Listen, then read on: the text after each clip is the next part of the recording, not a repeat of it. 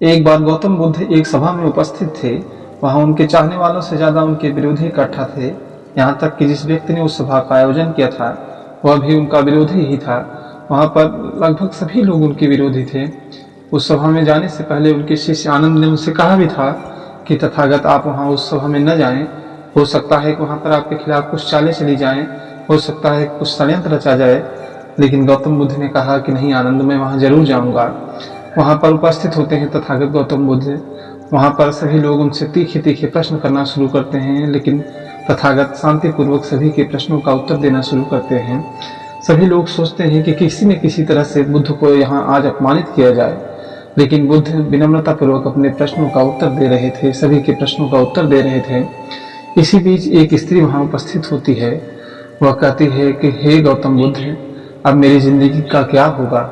गौतम बुद्ध कहते हैं कि क्या हुआ पुत्री, तुम्हें क्या समस्या है। वह कहती है कि गौतम बुद्ध, अब मैं क्या करूं, मेरे पेट में आपका बच्चा पल रहा है, अब मैं कहाँ जाऊं। इतना सुनते ही पूरी सभा में कोलाहल मच जाता है।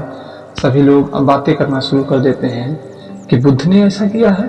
तभी एक व्यक्ति खड़ा होता है और कहता है, बड़े बड़े लोग स्त्रियों के सौंदर्य से नहीं बच पाए तो बुद्ध क्या चीज है।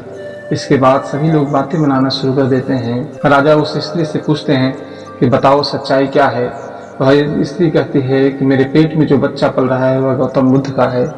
यह सब बातें जब हो रही थी उस समय गौतम बुद्ध एकदम शांत बैठे हुए थे। वह जरा सा भी परेशान नहीं थे। तब राजा ने गौतम बुद्ध से पूछा कि गौतम बुद्ध, इस पर आपका क्या कहना है। गौतम बुद्ध ने उस स्त्री की तरफ आंखें करते हुए कहा कि पुत्री, क्या तुम सच बोल रही हो। तुम्हारे पेट में जो यह बच्चा पल रहा है क्या वह मेरा है।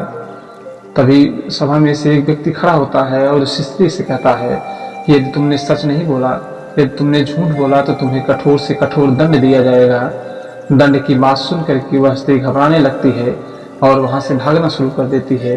और जैसे ही वह भागना शुरू कर देती है, उसने अपने पेट में जो गठरी बांध रखी थी वह गठरी नीचे गिर जाती है और सारा रहस्य खुल जाता है। सभी लोग उस स्त्री को पकड़ लेते हैं और राजा के समक्ष लाया जाता है। वह बताती है कि मैंने जानबूझ करके बुद्ध को अपमानित करने के लिए, उन्हें नीचा दिखाने के लिए ऐसा किया था। राजा उसे दंड देने की बात करते हैं, लेकिन गौतम बुद्ध ने विनम्रता पूर्वक राजा से कहा कि राजन, इसमें इसकी गलती कुछ नहीं है, कृपया इसे छोड़ दिया जाए।